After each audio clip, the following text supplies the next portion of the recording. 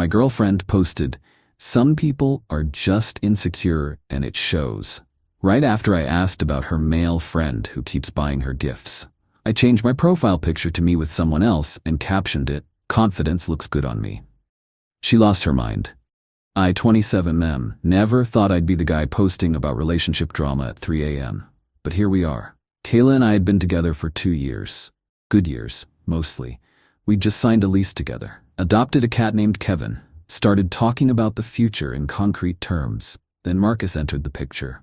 "He's just a friend from the gym," she said when I first asked. "Stop being weird about it." I wasn't being weird. The dude had bought her AirPods, new ones, the expensive kind. "Friends don't drop $250 on each other," I said. "Some friends do. Sorry, yours are broke." She posted on Instagram 20 minutes later. "Some people are just insecure and it shows." Her friends ate it up. Comments about toxic masculinity and controlling behavior and red flags. I was watching myself get gaslit in real time. Here's what I knew about Marcus.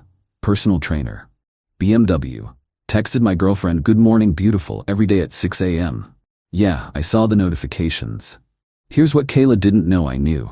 I'd seen the Venmo transactions. Private but visible when she'd hand me her phone to order food. $50 late night talks. $75, being amazing. $100 just because. I said nothing. Just screenshotted everything. The gifts kept coming. Gym clothes that cost more than my car payment, protein powder she never used, a fucking Apple Watch for tracking workouts. "This is inappropriate," I finally said. "You're being controlling." "I'm being reasonable. Would you be cool if some woman was buying me $1,000 gifts? That's different." "How?" "It just is. Marcus is helping me with my fitness journey. You should be supportive." Another Instagram post that night. "Surround yourself with people who support your growth, not stunt it." I started paying attention.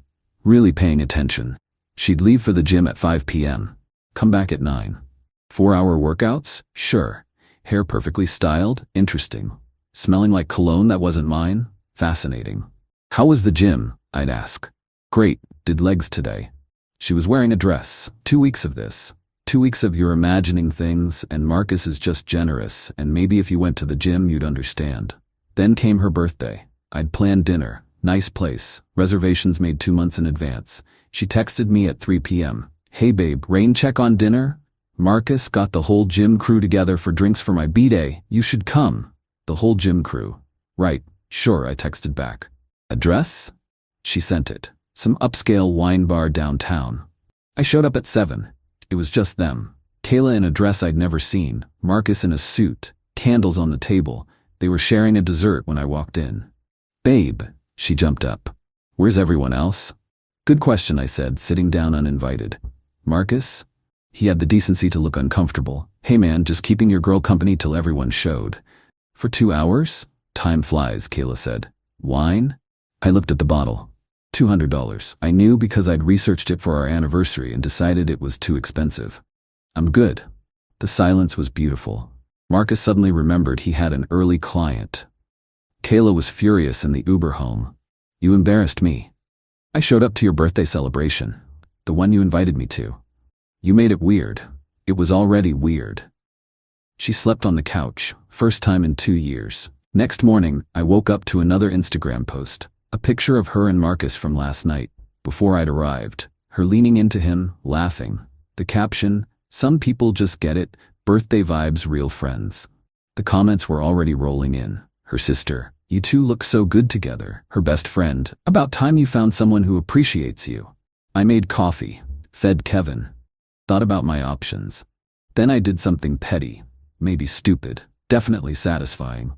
I changed my profile picture. Me and my coworker Lisa from the company holiday party. Harmless photo. We were laughing at something. I looked happy. The caption, "Confidence looks good on me." My phone exploded within minutes. "Who the fuck is that? Hello? Kayla, are you fucking serious right now? Answer your fucking phone. I'm coming home." She burst through the door 20 minutes later, still in pajamas. Hair a mess? Furious. "Who is she?" "Who's who?" "Don't play dumb, the girl in your photo." "Oh, Lisa? She's just a friend from work. Stop being weird about it." The look on her face. Chef's kiss. "Friends don't take photos like that." Like what? We're fully clothed, standing a foot apart, unlike some birthday dinner photos I could mention. That's different. How? Are you fucking her?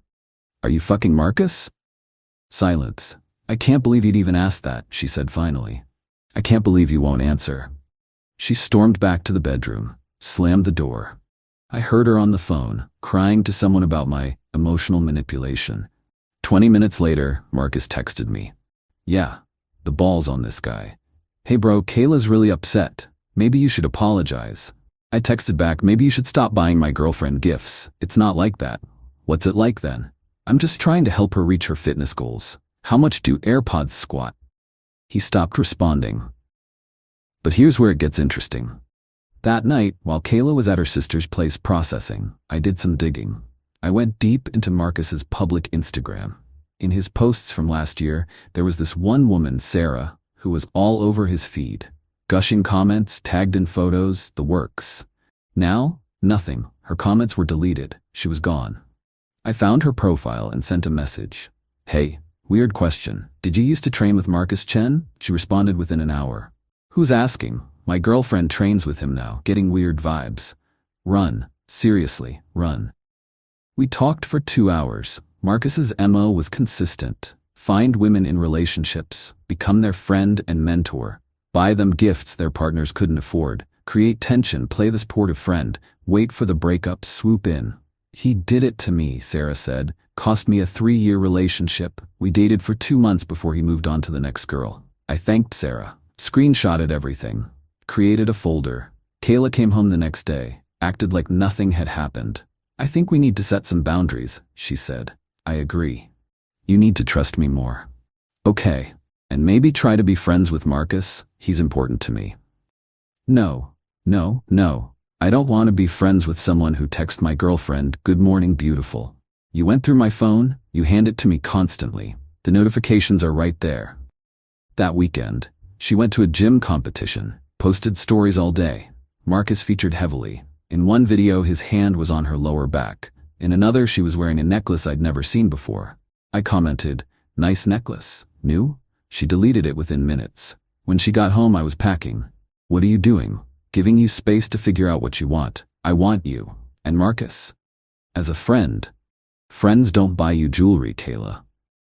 I pulled out my phone, showed her the folder, the screenshots of my chat with Sarah, the pattern. She went pale.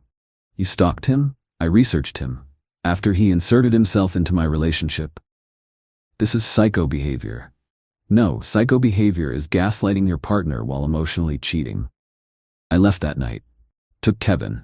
Left her with the rent she couldn't afford alone, and the realization that Marcus's gifts came with expectations. Update 1. Things got serious. Been at my brother's for a week. The texts started immediately. The usual stuff. You can't just leave. We have a lease. Kevin is my cat too. I'm on the adoption paperwork, so I ignored that. I sent her my half of the rent. Then our landlord called. She'd told him I'd abandoned the apartment and tried to get me removed from the lease. I sent him the proof of payment. He said not to worry about it. Then Wednesday, I got an alert from my credit monitoring service. Someone had applied for a high-limit credit card in my name. The application had my social, my birth date, my mother's maiden name. All info Kayla had. But they'd messed up one thing. They used her email address for the confirmation. I felt sick. This wasn't just messy, it was a felony. I filed a police report online and called my lawyer friend, Tom. You did the right thing, he said. This is identity theft. The fact that you have the confirmation email sent to her is damning evidence. The police will take this seriously. That night, Kayla called from a blocked number. Did you seriously call the cops on me? Did you seriously try to open a credit card in my name? I don't know what you're talking about. They used your email address, genius. Silence. Then a confession I was half expecting. I was desperate, okay? Marcus said he'd help with rent, but he's been weird lately, and I needed the money and... Marcus being weird? Shocking. Did he find a new client? She started crying. This isn't how this was supposed to go. Can you please call them off? We can work this out. Kayla, this is way beyond working it out. You committed a crime. It was a mistake. Please don't ruin my life. You should have thought of that before you tried to ruin mine. I hung up. Update 2. The implosion. The fraud investigation began. Meanwhile, the real breakthrough came from an unexpected source, Marcus's actual girlfriend. Yeah, he had a whole girlfriend. Her name's Diana. She DM'd me after seeing Kayla's old angry posts tagging me. "You dated Kayla, who trained with Marcus Chen," she wrote. "I think we need to talk." We met for coffee. Diana was smart, successful, and had been suspicious for a while. "We've been together 2 years, she said. "He cheats." "I know it, but he's a master gaslighter. They're just friends. The gifts are marketing. I'm paranoid." Gaslighting 101. Exactly. "What's the deal with Kayla?" I showed her everything. The Venmo transactions, the birthday dinner, the necklace from the gym competition. Her face went cold. "That's my fucking necklace." "What?" "The necklace she's wearing. I bought it for myself, kept it at his place. That absolute piece of shit." She was done. 2 years of this, I'm blowing it all up. And she did. Diana was methodical. She compiled her evidence and sent a formal complaint with screenshots directly to the gym's corporate HR and the franchise owner. She outlined a pattern of behavior that violated their code of conduct. The gym suspended Marcus immediately, pending an investigation. The fallout was quiet but brutal. Several other women, seeing he was no longer untouchable, came forward to HR with their own stories. He was fired by the end of the week. Kayla called me screaming, "Your psycho stalker got Marcus fired." "Not my stalker, that's his actual girlfriend. You were just a side piece." "That's not, we weren't. He was gonna leave her. For me." "Kayla, he said that to Sarah. He probably said it to others.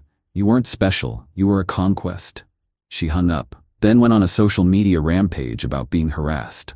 But with Marcus's reputation now in the toilet, even her friends weren't buying it. Her sister commented, "Kay, please stop, this is embarrassing." She deleted her account within an hour. Meanwhile, I was dealing with my own mess. My lawyer suggested mediation to settle the lease and property. With a pending felony investigation hanging over her head, Kayla didn't have much leverage. We met at Tom's office. She looked rough. We worked out a deal. I'd take over the lease. She'd move out by the end of the month. I'd keep Kevin. The fraud case was the elephant in the room. Her lawyer made it clear she wanted me to recant my story.